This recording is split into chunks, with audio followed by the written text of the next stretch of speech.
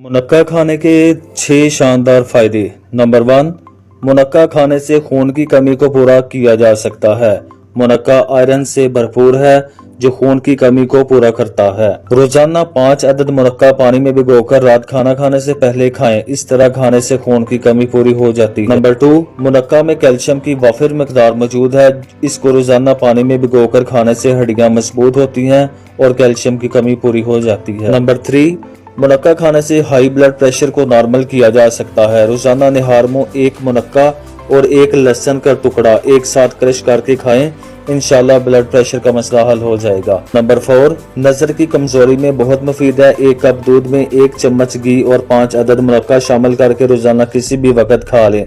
इससे आंखों की रोशनी तेज होगी और नजर की कमजोरी से निजात मिल जाएगी। नंबर 5, मुनक्का में विटामिन बी और विटामिन सी की वाफिर मिकदार मौजूद है जो कुव्वत मुदाफत बढ़ाने के लिए इंतहाई मुफीद है। ये खून को साफ करता है जिसकी वजह से बीमारियां दूर रहती हैं।